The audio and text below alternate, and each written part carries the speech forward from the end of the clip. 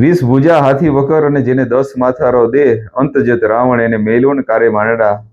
જેને 20 ભુજાઓ હતી, જેને 10 માથા હતા, એને પણ એક દી જાવું પડ્યું હતું. એને અભિમાન આવ્યું હતું. જિંદગીની માલિકોરા આ ઉપદેશ એમ કહે છે મને તમને કે આ દુનિયાની માલિકોરા, આ સૃષ્ટિની માલિકોરા એક એવો માણસ હતો કે ન ભૂતો ન ભવિષ્યથી, હવે ક્યારેય જન્મવાનો નથી અને જન્મો નથી, જે રાવણ હતો, જેનું નામ રાવણ હતો. એને એક દી અભિમાન આવી ગયું હતું.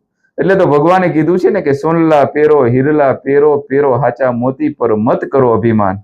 તમે અભિમાન ના કરો. અભિમાન જો કરશો ને તો એ મારો ખોરાક છે. ભગવાને એવું કીધું છે કે હું એને ખાઈ જઈશ. તમે સરળતાથી જીવો, શાંતિથી જીવો, કોકનું ભલું કરો એવું જીવો. 20 ભુજા હાથી વગર અને જેને 10 માથારો દે અંતજત રાવણ એને મેલ્યો ને કાઢે માંડડા. જેને 10 માથા હતા એને એક દી જવું પડ્યું હતું. આપણે તો શું છે, કાળા માથાના માનવી છે, આપણે તો ભોગવવું પડે. ભગવાને એવું પણ કીધું છે કે જેને નિયમે જન્મ લીધો રાજા દશરથ, એને જો અંધો નંદી દેખાણા હોય, એને જો ભોગવવું પડ્યું હોય, ભગવાનનો જો બાપ હોય, બાપને જો ભોગવવું પડે, તો આપણે તો ક્યાં વાડીના મૂરા કહેવાય? આપણે તો કોણ કહેવાય? આપણે તો ભોગવવું પડે. કર્મ તો મિત્રો બધાને આડા આવવાના છે. કર્મ કેળે કડા, એ કર્મ કર પર ધરે નહીં, માણસ નહીં પણ મળા, સાચું સોરઠિયો ભણે.